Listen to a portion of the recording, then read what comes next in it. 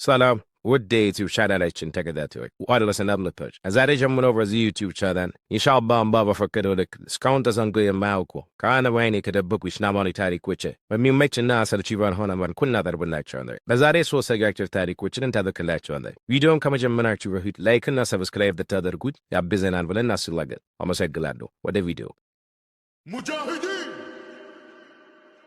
ተቀደም።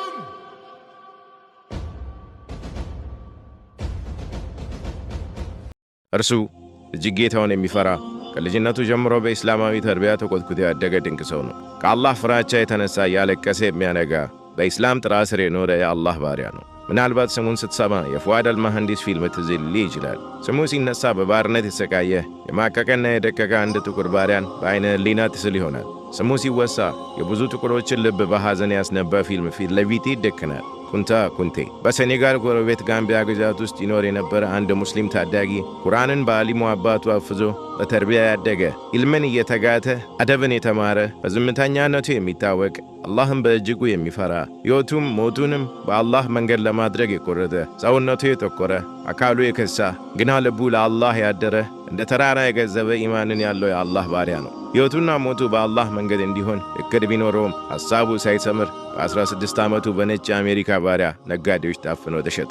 ሎርድ ሎንጋሂር የተሰኘ መርከብ እሱንና ጥቁር ደሃ ከመሆን በስተቀር ምንም ጥፋት የሌለባቸውን 140 አፍሪካውያንን ጭና ወደ አሜሪካ ጉዞዋን ጀመረች። ከ140ዎቹ 98ቱ ብቻ በሕይወት የአሜሪካ መሬት ረገጡ። የተቀሩት በ90 ቀናት የባህር ጉዞ ላይ ሕይወታቸው ሲያልፍ ጀናዛቸው ለዓሣና ለሻርኮች በግፍ እየተጣለ የባህር እራት ሆነው ቀሩ። ጉዞ እጅግ አድካሚ፣ ረሃብና በመጥፎ ጠረን የሰቃዩበት አስቸጋሪ መንገድ፣ ሰውነታቸውና ልብሳቸው በቅማልና ቁንጫ የተሞላ ነበረ። ከእልህ አስጨራሹ ጉዞ በኋላ ኩንታ ኩንቴ $750 ለቡርጄስ ቤተሰብ አባል ሆኖ ለጆን ዋለር ተሸጠ። ኩንታ ኩንቴ በአሜሪካ በባርነት ተሽጦ እንኳን አለቃውን እያገለገለ ቁርአንን ሙራጃ ያደርጋል። ሌሊት ለአላህ እያጎነበሰ ግንባሩን ከመሬት ለጥፎ ያነባ ያድር ነበረ። ሰላቱንና ጾሙን ሳያዛንፍ በመፈጸም ብቻ አሳዳሪው እጅግ የከበደ ቅጣትን እንዲቀጣ ፈረደበት። ለአላህ ለምን ታጎበድዳለህ በሚል ከባባድ ቅጣቶችን ከአሳዳሪው ቆረፉበት። የእግሮቹ ጣቶች ተቆርጠው ደሙን እየዘራ የጉልበት ሥራ ይሠራ ዘንድ ያስገድዱት ጀመር። በዚህ ወቅት ነበረ ሕመሙንና ስቃዩን የተመለከተችው ቢል የተሰኘች አንዲት ጥቁር ልጃገረድ ሕመሙን አክማ ስትንከባከበው በውበቷ ተማርኮ በፍቅር የወደቀላት። ጊዜ ሳያባክኑ ኒካህ አስረው የሴት ልጅ አባት ለመሆን በቃ። እንደ አውሮፓውያን የዘመን ቀመር በ1790 ዓመት ኪዚ ብሎ የሰየማትን ልጁን አለቃው ሊሸጣት እንዳሰበ ሲያውቅ ሊታደጋት በእንብርክክ ወደ አለቃው ተጓዘ። ልጁን ይዞ ሲማጸነው ከጭንቅላቱ አጠገብ ጥይት ተኩሶ ልጁን ይዟት ነጎደ።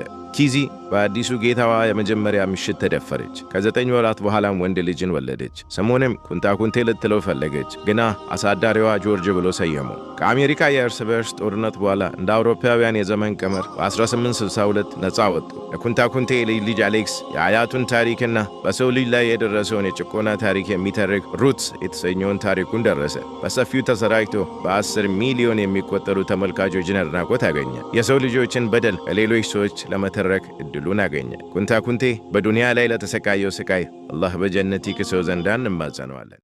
ቪዲዮውን እየወደዳችሁት እንደሆነ ተስፋ አድርጋለሁ። ወደ ሁለተኛው ታሪክ ከባለፋችሁ በፊት አንዴ ቆም ብለን ቪዲዮውን ላይክ እናድርጓለን። አላህ ይውደድልን። የሙስሊሞችን ስጋ ተመጋቢው እንግሊዙ መሪ አውሮፓውያን የአንበሳን ልብ ባለቤት ሲሉ ያሞካሹታል። ታሪኩን በሚገባ ያወቁት ደግሞ የአሳማ ልብ ባለቤት ብለው ይጠሩታል። እርሱ አያቶቹ መስቀላውያን ቤተል መቅዲስን በተቆጣጠሩ ጊዜ ያደረሱትን በደል በአካ ከተማ የደገመው ሪቻርድ ነው። ከግብፅ እስከ ዱባይ፣ ከቦሊውድ እስከ ፎረስት ጋምፕ ጸሐፊዎች ገጻቸውን፣ ዳይሬክተሮች ስክሪፕታቸውን፣ ፕሮዲውሰሮች ፊልሞቻቸውን በስሙ አስውበውበታል። በጀግንነት እያወደሱ ስብዕናውን እያገነኑ አውስተውታል። ግና እርሱ ሙስሊሙን ጀግና ፈረሰኛ ኢሳ አልአዋምን ወደ ክርስቲያን ጦረኛ የቀየረ የሙስሊሞችን ሥጋ የበላ ሙስሊም ጠሉ ሪቻርድ ነው።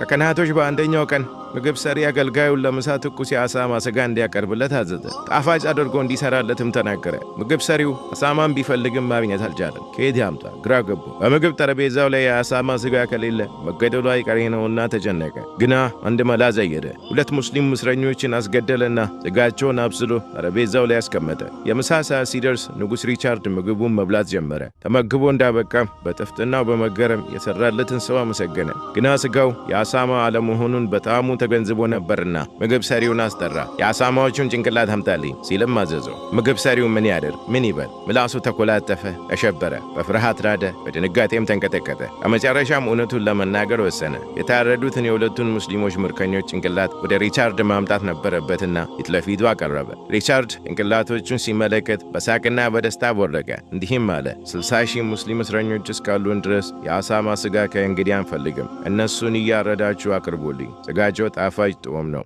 አለ። ሰላሐዲን አልአዩቢ ሙስሊም ምርኮኞችን እንዳይገድል 30 መልእክተኞችን ወደ እንግሊዙ መሪ ላከ። ግና ሪቻርድ 30ዎቹንም መልእክተኞች ገሎ ሥጋቸው ተጠብሶና ተቀቅሎ እንዲመጣ በማድረግ ለጓደኞቹ የክብር መስተንግዶን አዘጋጀላቸው። ጭንቅላታቸው ተቀቅሎ እንደ መረቅ ቀረበላቸው። በአካ ከተማ 20 ሺህ፣ በሌላ ዘገባ ደግሞ 60 ሺህ ሙስሊሞችን ጨፈጨፈ። ወንዶችን ከሴቶች ሳይለይ፣ ሕፃን ከአረጋውያን ሳይመርጥ አረደ። በርካቶችንም ማረከ፣ ብዙዎቹንም በቆማቸው ቀበረ። ይህ ነው የሙስሊሞችን ሥጋ ተመጋቢ ሪቻርድ ታሪክ።